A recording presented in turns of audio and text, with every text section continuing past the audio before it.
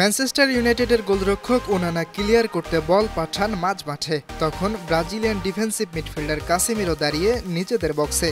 ওনানার পাঠানো বল চলে যায় আর্সেনালের ফুটবলারের কাছে। সেখান থেকে Arsenal right back Ben White pass দেন কাই হাভার্টসকে, কিন্তু কাসেমিরো তখনও প্রায় নিকটতম সতীর্থদের থেকে প্রায় 10 গজ দূরে দাঁড়িয়ে। অথচ তিনি প্রায় 5 সেকেন্ডের মতো সময় পেয়েছিলেন, যা যথেষ্ট ছিল হাভার্টসকে অফসাইডে রাখতে। ফলাফল অনসাইডে থাকা হাভার্টস বল নিয়ে বক্সে ঢুকে দারুণ এক পাস দেন লিয়ান্দ্রো তোসারকে। এই সুযোগ কাজে লাগাতে ভুল করেননি ট্রোসার। এই একমাত্র গোলেই ম্যানচেস্টার ইউনাইটেডকে পরাজয় বরণ করতে হয় এখনও লিগ টাইটেলের আশায় থাকা আর্সেনালের কাছে। এটি চলতি মৌসুমে রেড ডেভিলদের 14তম হার।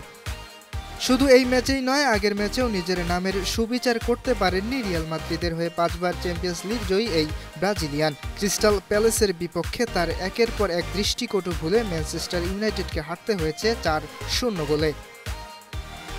এদিকে আসন্ন কোপা আমেরিকার জন্য ঘোষিত ব্রাজিল দলেও জায়গা হয়নি 32 বছর বয়সী কাসেমিরোর। ইয়াসির আরাফাত সবুজ, বান্ন টিভি।